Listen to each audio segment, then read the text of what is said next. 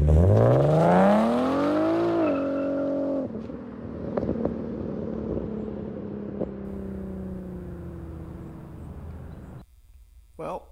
the virus is going around outside, so a good place for us to be is right here in the garage.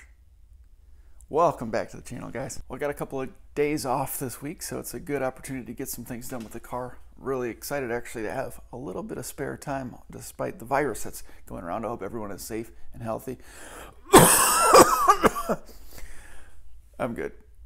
I know, it's nothing to joke about. Sorry everyone. We got to make light of the situation, make the best of it that we possibly can, but truly, I do have a couple of days off, so there's a few tasks that we can tackle, one of which I've been waiting for a while to get done, and that is installing these braided stainless steel brake lines from Concept Z Performance. I'm excited to get them put in and improve the braking, kind of the last piece of the puzzle before going to the full big brake upgrade.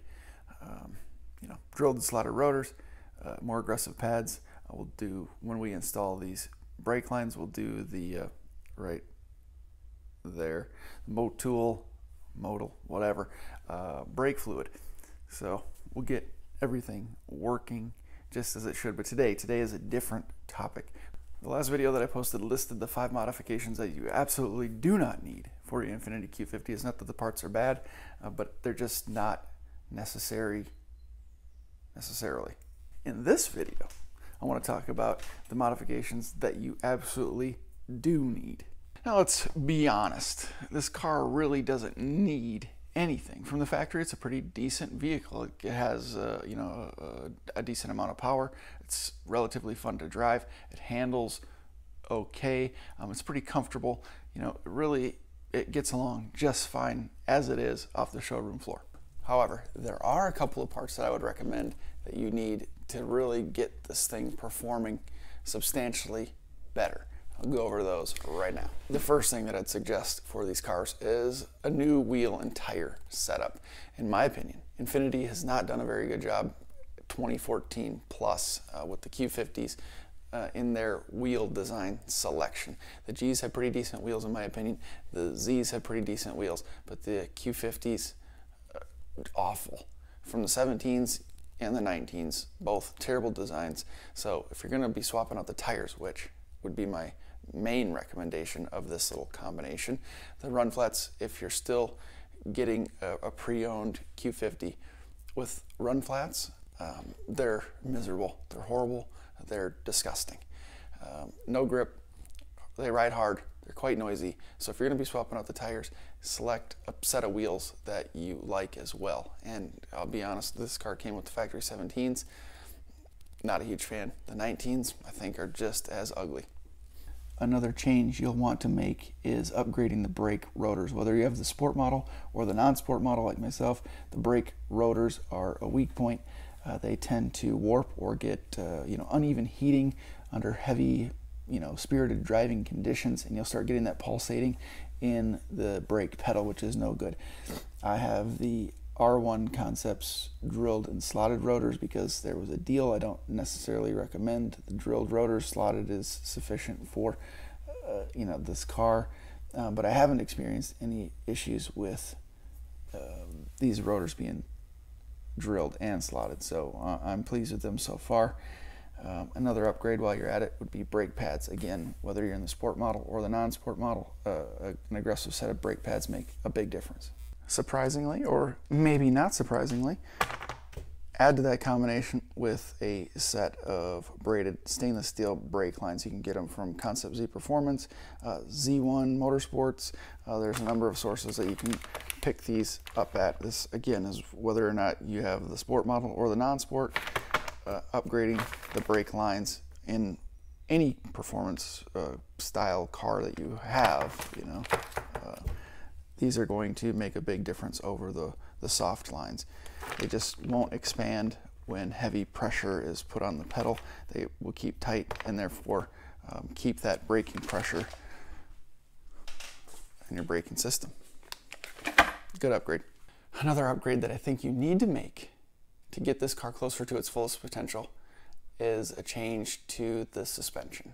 Whether you go coilovers or you go simply with lowering springs, I think it makes a huge difference. Not only does it change completely the look of the car, giving it a nice, more aggressive stance, it lowers its center of gravity in a car that already is heavy and sits high and has a tendency to experience a lot of body roll when you're in an aggressive cornering situation, whether it's on the autocross track or in the canyons or mountains. It doesn't really matter. This car is very, very rolly and feel it when you're on the road. But as soon as you lower the center of gravity, again, whether it's coilovers or lowering springs, it gets that center of gravity dropped, and you can really feel how nimble this car, this big heavy car, actually can become. So again, completely changes the look of the car, but really increases the performance overall of the vehicle, and it's well worth the expense.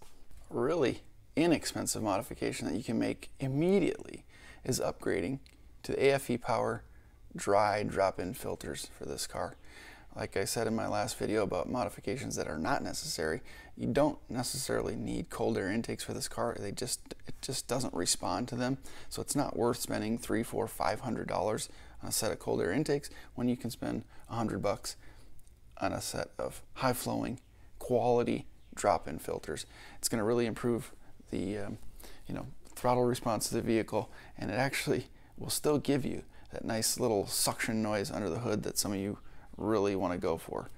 Now, cold air intakes and drop-in filters are not going to be parts that give you an immediate feeling of increased horsepower, but I will say, like I had mentioned, I did notice improved throttle response. It did give it a little snappier feel, and tuning the car in combination with the rest of my exhaust components, for example, I was able to make some nice amounts of power. So they are a good, inexpensive upgrade to get you an immediate feel of that improved throttle, a nice little swooshing noise if you're into that kind of thing, and knowing further down the line, if you anticipate or plan on tuning your vehicle, it's going to be a good part to have in place, and it's relatively inexpensive.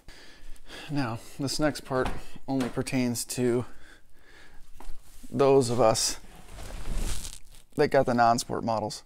Definite must-have for the non-sport Q50 guys. Not this beautiful custom wheel, but paddle shifters. Easy installation. You can find people are using Maxima paddles, but G37 paddles are readily available at your local salvage yards. Check out Craigslist. You can definitely find a deal. eBay, there's a number of listings with the paddles. The prices tend to get a little high on eBay, so I recommend checking out your local salvage yards, because a lot of them will cut you a deal if you come and pick them up immediately, which is what I did. I think I found these for like $100 or $125, and there's a Nissan Infinity parts website where you can get the shroud for $100. So it's a nice little upgrade for a couple $100. Super easy installation. You can do it in less than 30 minutes. Plug and play. That's for 2014 and 15. You want to make sure if you have a 2016 that they're pre-wired. Even for 2014 and 15s, I still recommend pulling the shroud off and making sure that they're pre-wired. Although, we're pretty confident at this point. It definitely doesn't hurt to make sure you have the connections available in your steering column before you make the purchase or you try to do the installation. Now, I'm not even sure what number we're at this point, but it might be my last recommendation. It's this center console organization tray. Amazon, still, I've talked about this a couple of times. This is probably the best $13 that I've ever spent, and it might be one of my favorite modifications just overall. I mean, this is a deep hole of unorganized rat's nest nonsense, cords and pens and whatever else beforehand. It's just, like I said, a deep well where everything gets all mixed together, and it's annoying as hell. But you throw this little tray in that fits perfectly. It doesn't vibrate. It holds in nice and tight when you shut the cover especially, but it's a nice tray to keep your draggy, a spare penny if you might need one, glasses, cell phone, whatever else fits right in there. So it's a nice way to keep your center console area nice and clean and free of clutter, and I dig it. Of course, guys, there are a bunch of other parts and a bunch of other things that you can do to these cars and, spend all your hard-earned money on and making this car your own. But these are just a few that I would recommend going for you know, maybe not necessarily right away, but these are the parts that I would suggest to really get you feeling good in your Q50. Now, not too long ago, I uploaded a video about the best way to spend $1,000 on your car, and I'll put a card across the top if I can remember, but check that video out if you have a chance. You'll notice that it is completely different than this one. The goal with that video was to, like I said, spend $1,000 the most effective way. So getting the most out of that, you know, $1,000 or $1,500. Obviously, in this video, some of the parts I recommend are going to easily get you up and over that $1,000 point right away, especially when you're talking wheels and tires and brake upgrades. So keep that in mind. Two totally different things. This one hopefully gave you a couple of ideas of some of the first things or some of the best ways that you can modify your car right out of the box. Let me know in the comment section below what some of your favorite parts are and what your priorities are in terms of modifying your vehicles. I always like to know what other people's opinions are, so I appreciate your guys' feedback and you know, contribution to this channel. I'm excited to keep growing. We just hit 4,000 subscribers, so thank you guys for all of that continued support. I appreciate it very much. The goals up and up. We're going to keep growing this community. I got some working on a t-shirt design right now that I hope you guys will be pumped about, so stick around. A lot of good things coming. Like I said, I got a couple days off, so we're going to get some things done with this car, and we're going to pump some videos out. Thank you guys for watching. As always, appreciate your support, like I said, and we'll see you in the next one.